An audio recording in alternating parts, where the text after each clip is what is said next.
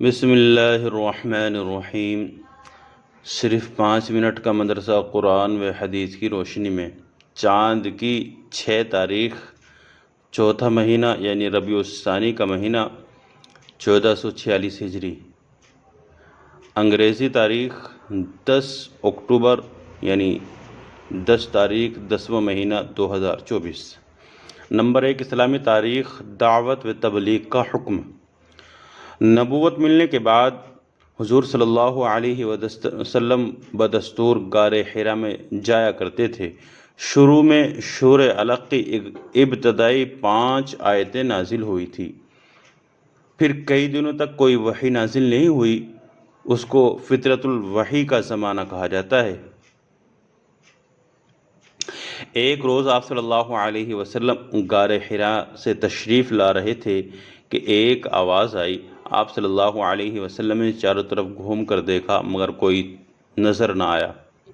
جب نگاہ اوپر اٹھائی تو دیکھا کہ زمین و آسمان کے درمیان حضرت جبرائیل علیہ السلام جو فرشتے ہیں ایک تخت پر بیٹھے ہوئے ہیں۔ حضرت جبرائیل علیہ السلام کو اس حالت میں دیکھ کر آپ صلی اللہ علیہ وسلم پر خوف طاری ہو گیا اور گھر آ کر چادر اوڑھ کر لیٹ گئے۔ آپ صلی اللہ علیہ وسلم کی یہ حالت اللہ رب العزت کو بہت پسند آئی اور سورہ مدثر کی ابتدائی آیتیں نازل فرمائی۔ یا ایہا المدثر قم فانذر وربک فکبر وثیابک فطہر والرجز فہجر۔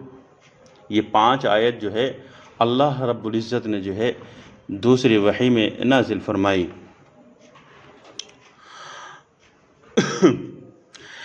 اس کا ترجمہ یہ ہے، ایک کپڑے میں لپٹنے والے کھڑے ہو جائیے۔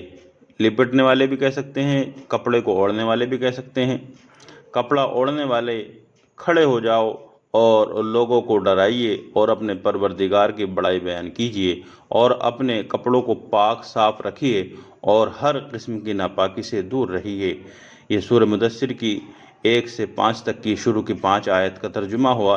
اس طرح اللہ رب العزت کی طرف سے آپ کو دعوت و تبلیغ کا حکم دیا گیا۔ چنانچہ پوری دنیا صدیوں سے شرک اور بت پرستی میں مبتلا تھی اور کھلم کھلا دعوت دینا مشکل تھا، اس لیے شروع میں پوشیدہ طور پر یعنی چھپ چھپ کر آپ صلی اللہ علیہ وسلم نے اسلام کی دعوت دینا شروع کی۔ آپ کی دعوت سے عورتوں میں سب سے پہلے آپ کی زوجہ محترمہ حضرت خدیجہ رضی اللہ عنہا نے اسلام قبول کیا اور مردوں میں حضرت ابوبکر صدیق رضی اللہ عنہ نے اسلام قبول کیا اور بچوں میں سب سے پہلے حضرت علی رضی اللہ عنہ نے اسلام قبول کیا۔ یہ ابتدائی دور کے سب سے پہلے مسلمان ہیں۔ آپ صلی اللہ علیہ وسلم کے ہاتھ پر اسلام قبول کیا۔ نمبر 2، حضور صلی اللہ علیہ وسلم کا معجزہ۔ حضرت حنظلہ رضی اللہ عنہ کے حق میں دعا۔ حضرت حنظلہ رضی اللہ عنہ کے سر پر بچپن میں آپ صلی اللہ علیہ وسلم نے ہاتھ پھیرا اور ان کے حق میں دعا فرمائی۔ چنانچہ اس دعا کی برکت یہ ہوئی، اگر کسی آدمی یا جانور کے بدن میں تکلیف ہوتی تو اس کو حضرت حنظلہ رضی اللہ عنہ کے پاس لے آتے۔ حضرت حنظلہ رضی اللہ عنہ اپنے ہاتھ میں تھوڑا سا تھوک لیتے اور اپنے سر پر رکھ کر یہ کہتے، بسم اللہ علی اثر یدک رسول اللہ، بسم اللہ علی اثر ید رسول اللہ صلی اللہ علیہ وسلم۔ پھر وہ ہاتھ مریض کے یعنی جہاں تکلیف وغیرہ ہوتی بدن پر پھیر دیتے تو اس کی تکلیف دور ہو جاتی۔ نمبر 3، ایک فرض کے بارے میں پانی نہ ملنے پر تیمم کرنا۔ رسول اللہ صلی اللہ علیہ وسلم نے ارشاد فرمایا، پاک مٹی مسلمان کا سامان طہارت ہے، یعنی پاکی کا سامان ہے، اگرچہ 10 سال تک پانی نہ ملے۔ بس جب پانی پائے تو چاہیے کہ اس کو بدن پر ڈال لے، یعنی اس سے وضو اور غسل کر لے، کیونکہ یہ بہت اچھا ہے۔ نمبر 4، ایک سنت کے بارے میں کسی مسلمان کو ہنستا دیکھے تو یہ دعا پڑھے۔ جب کسی مسلمان کو ہنستا دیکھے تو یہ دعا پڑھے، اضحک اللہ سنک، ترجمہ اللہ آپ کو مسکراتا رکھے۔ نمبر 5، ایک اہم عمل کی فضیلت، لوگوں سے اپنی ضرورت چھپائے رکھنا۔ رسول اللہ صلی اللہ علیہ وسلم نے ارشاد فرمایا، جو شخص بھوکا ہو یا اس کو کوئی اور خاص حاجت ہو اور وہ اپنی اس بھوک اور حاجت کو، اپنی ضرورت کو لوگوں سے چھپائے رکھے، یعنی ان کے سامنے ظاہر کر کے ان سے سوال نہ کرے، تو اللہ تعالیٰ کے ذمے ہیں کہ اس کو حلال طریقے سے 1 سال کا رزق عطا فرمائیں۔